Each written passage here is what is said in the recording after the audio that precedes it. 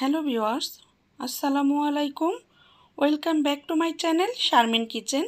কাছে অথবা দূরে, দেশে অথবা দেশের বাহিরে, যে যেখান থেকে এই মুহূর্তে আমার ভিডিওটি দেখছেন, আশা করছি সকলে অনেক অনেক ভালো আছেন। আজ আমি আপনাদের সাথে শেয়ার করব মৌসিম ভর্তা রেসিপি। এটি দেখতে যেমন সুন্দর, খেতে কিন্তু মাশাআল্লাহ অসাধারণ টেস্ট। যারা এখনও খাননি একবার হলো এটা ট্রাই করবেন এবং খাবেন, তাহলে বুঝতে পারবেন রেসিপিটি কেমন লাগে। তবে আশা করব আমার ভিডিওটি আপনাদের ভালো লাগবে। ভালো লাগলে লাইক, কমেন্ট ও শেয়ার করবেন ফ্যামিলি ও প্রিয়জনদের সাথে। এবং ভিডিওটি টেনে টেনে না দেখে সম্পূর্ণ ভিডিও দেখবেন এবং ভিডিওটির শুরুতেই একটি লাইক দিয়ে ভিডিওটি কন্টিনিউ করবেন। এবং আমার চ্যানেলে যদি নতুন কোনো বন্ধু হয়ে থাকেন, প্লিজ আমাকে সাপোর্ট করবেন। আমার চ্যানেলটি সাপোর্ট করার জন্য আমার চ্যানেলটি সাবস্ক্রাইব করে পাশে থাকা বেল বাটন অন করে রাখবেন। এতে করে নতুন কোনো ভিডিও আপলোড দিলে সবার আগে নোটিফিকেশন পেয়ে যাবেন। এই যে স্ক্রিনে দেখানো নিয়ম অনুযায়ী আমি এগুলো সিম নিয়েছি। আপনারা আপু আমার ভাইয়ারা কে কী সিম বলেন আমাকে লিখে জানাতে পারেন। তবে আমি এটাকে মৌসিম বলি। তো এই সিমটি আমি ছোট ছোট করে কেটে ধুয়ে পরিমাণ মতো পানি দিয়ে চুলায় সিদ্ধ বসিয়ে দিয়েছি। তো দেখুন, সিদ্ধ করা পর্যন্ত অপেক্ষা করলাম। সিদ্ধ হয়ে গেছে, পানি শুকিয়ে নিয়েছি। তো আমি এখন হাঁড়িটি নামিয়ে নিয়েছি। নিয়ে এখানে চুলায় প্যান বসিয়ে প্যানটি গরম করে 4 থেকে 5 টুকরো রসুন নিয়েছি। আমি ইন্ডিয়ান রসুন নিয়েছি, আপনারা চাইলে দেশি রসুনও নিতে পারেন। তো আমি রসুনের কোয়াগুলো হালকা করে ভেজে নিয়েছি, মানে শুকনো প্যানে টালা দিয়ে নিয়েছি। তো নিয়ে এগুলো আমার ভাজা শেষ। এগুলো আমি উঠিয়ে নিয়ে একই প্যানে 1 চা চামচের মতো সরিষার তেল দিয়েছি। দিয়ে আমি এটা এখন মানে 3টি শুকনো মরিচ আমি ভেজে নিয়েছি। আমি যতটুকু ভর্তা হবে সেই ভর্তা অনুপাতে আমি মরিচটি নিয়েছি। আপনারা চাইলে ঝালটি বাড়িয়ে কমিয়ে দিতে পারেন। তো আমি 3 থেকে 4টি মরিচ নিয়েছি, আমার যা লাগবে আমি তাই নিয়ে ভর্তা বানাবো। তো আমি ভর্তা ভেজে নিলাম, মরিচ ভেজে নিলাম। এতক্ষণ সময় নিয়ে যেসব আপু ও ভাইয়ারা আমার ভিডিও দেখছেন এবং আমাকে সাপোর্ট করছেন লাইক, কমেন্ট ও শেয়ারের মাধ্যমে, তাদেরকে অসংখ্য অসংখ্য ধন্যবাদ। এই যে দেখুন, তারপর মরিচটি উঠিয়ে আমি সেই সেদ্ধ করা সিমটি আমি ওই তেলে একই প্যানে নিয়ে চুলার ফ্লেমটি একটু কমিয়ে ভেজে নিচ্ছি। এতে করে ভর্তাটা পানি পানি হবে না, আঠালো হবে এবং খেতে কিন্তু দুর্দান্ত লাগবে।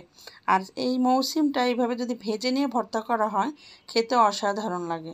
পাটায় বাটাবাটি ঝামেলা ছাড়া যে হাতে ভর্তা বানিয়ে খেতে এতটা ভালো লাগে, একবার না করলে কেউ বুঝতেই পারবেন না। তো আমার ভাজা হয়ে গেছে। তো প্যান থেকে নামিয়ে নিয়ে চলে গেলাম সরাসরি ভর্তা তৈরি করার জন্য। তো আমি এখানে একটি মাটির হানক বা আমরা অনেকে পাটা বলে, কিন্তু আমরা এটাকে হানক বলি। তো এই হানকটা নিয়েছি, নিয়ে আমি একটা হাতে ভর্তা করব। আর এই যে এখানে দেখছেন আমি একটা হাতল নিয়েছি। তো এটা এখন আমি দিয়ে ভর্তাগুলো একটু রসুন দেখুন সেদ্ধ হয়ে গেছে, নরম হয়ে গেছে। তো দেখুন কীভাবে চাপা দিতেই গলে যাচ্ছে। তো আমি এটার সাহায্যে এগুলো একটু গলে নিব। আপনারা চাইলে পাটাও বেটে নিতে পারেন, তবে এইভাবে আমি করে হাতে ভর্তাটা বানাতে চাচ্ছি। আর এইভাবে যদি ভর্তা বানায়, অনায়াসে পেট ভরে 1 প্লেট ভাত চেটেপুটে খেয়ে উঠবেন। এরকম ভর্তা থাকলে আর মাছ মাংসর কোনো প্রয়োজন হবে না। তো আমি হাতের সাহায্যে এইভাবে আমি গালিয়ে নিয়েছি। আর দেখুন সিমটি, এটা আমার মৌসিমগুলো একটু কচি সিম ছিল, এই জন্য এইভাবে ভর্তা বানাচ্ছি। তবে আপনারা বাতি সিম দিয়েও ভর্তা করতে পারেন। এই তো দেখুন আমার ভর্তাগুলো একবারে নিমিষেই মিশে গেল, কোনো ছাবা ছাবা বা কোনো কিছু নেই, একবারে গলে গিয়েছে।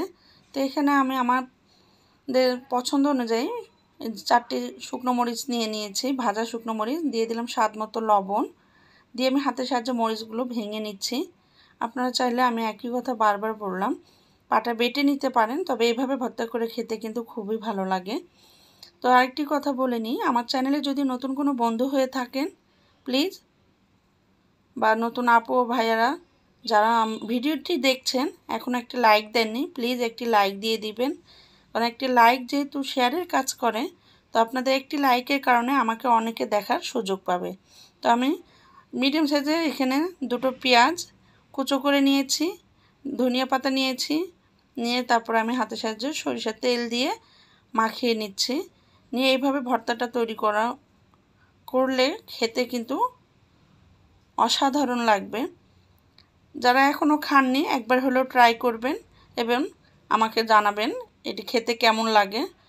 আর এই ভর্তাটি খেতে মাশাআল্লাহ অনেক ভালো লেগেছিল। তো আশা করব আমার ভিডিওটি আপনাদের ভালো লাগবে। তৈরি হয়ে গেল আমার ভর্তা। আর এতক্ষণ সময় নিয়ে যেসব আপু ভাই আমার ভিডিওটি দেখছেন, আমাকে সাপোর্ট করছেন এবং আমার সাথে এত সময় নিয়ে আছেন, তাদেরকে অসংখ্য অসংখ্য ধন্যবাদ। আমার আজকের ভর্তাটি আপনাদের কেমন লাগলো কমেন্ট বক্সে চাইলে আপনারা লিখে জানাতে পারেন।